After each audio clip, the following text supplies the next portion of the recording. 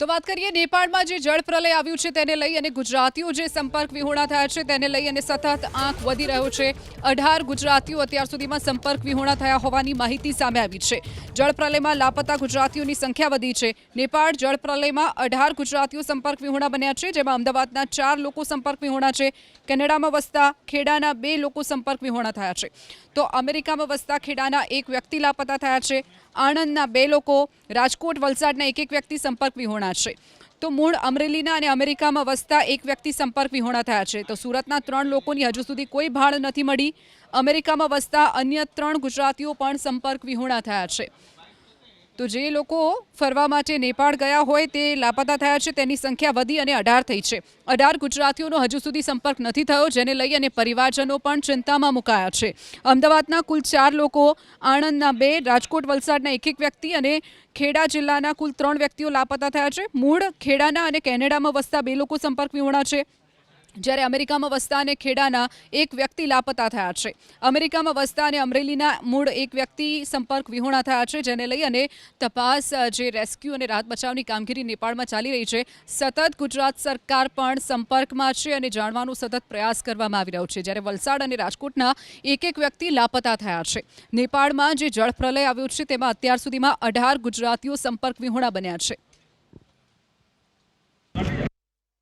નેપાળમાં પૂરની પરિસ્થિતિ વચ્ચે અનેક ગુજરાતીઓનો કોઈ અટોપટો ન હોવાની સ્થિતિ સામે આવી છે અને આપણી સાથે હાલ અમદાવાદના મણિનગર વિસ્તારમાં રહેતા ઉત્પલભાઈ પટેલ છે। તેમના ભાઈ અને ભાભી જેઓ ન્યૂઝીલેન્ડમાં વસવાટ કરી રહ્યા હતા, તેમની પણ કોઈ ભાળ નથી મળી રહી છેલ્લા 24 કલાકથી। આપણી સાથે ઉત્પલભાઈ છે, તેમની સાથે વાત કરશું। ઉત્પલભાઈ, છેલ્લે તમારા ભાઈ મિહિરભાઈ અને તેમના વાઈફ કિન્નરીબેન સાથે તમારી ક્યારે વાત થઈ હતી, શું વાત થઈ હતી અને મૂળતઃ તેઓ ક્યાં આગળ સ્થાયી થયેલા છે અત્યારે? મૂળ મારા ભાઈને ભાભી ન્યૂઝીલેન્ડમાં સ્થાયી થયેલા છે અને 25 વર્ષથી લોકો ત્યાં હતા।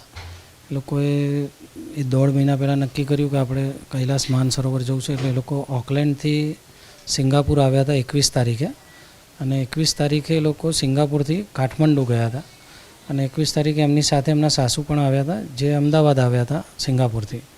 ત્યારબાદ એ લોકોનું એઝ પર શેડ્યુલ 2-3 દિવસ કાઠમંડુ રોકાણ પછી 25મીએ રાતે એ લોકો તિમુરે, જે નેપાળ તિબેટ બોર્ડર છે, ત્યાં રોકાવાના હતા હોટલમાં અને ત્યારબાદ બીજે દિવસે સવારે, એટલે ગઈકાલે 26મીએ સવારે એ લોકો ત્યાંથી નેપાળ તિબેટ બોર્ડર પર ઇમિગ્રેશન કરી અને ચાઇના બોર્ડરમાં એન્ટર થવાના હતા। એ લોકોનું કાઠમંડુની અંદર લોકલ રીચા ટ્રાવેલ્સ કરીને છે, એની લગભગ 70 લોકોનું ગ્રુપ હતું અને જે ટાઈમે આ ઘટના બની ત્યારે એ લોકો ઇમિગ્રેશન એરિયામાં હતા ને એવું કહેવાય છે કે સૌથી મોસ્ટ ઇફેક્ટેડ એરિયા ફ્લડનો હતો અને ત્યારબાદ એ લોકોનો સંપર્ક થઈ શક્યો નથી। ગઈકાલે સવારે 5 વાગે એમનો વોટ્સએપ મેસેજ ઉપર હતો કે અમે લોકો હવે પ્રોસિજર કરીએ છીએ ઇમિગ્રેશન માટેની। અહીંયા તમને છેલ્લે ક્યારે મળ્યા હતા અને પરિવારમાં અત્યારે કેવી ચિંતાની સ્થિતિ છે? કારણ કે પ્રશાસન છે તે ચોક્કસથી નેપાળ પ્રશાસન સાથે પણ સંપર્કમાં છે અને તરત કહેવામાં આવ્યું છે કે જે પણ તમારા પરિવારજનો ખોવાયા હોય તો તુરંત જાણ કરવામાં આવે। પરિવારમાં કેવું ચિંતાનો માહોલ છે અત્યારે?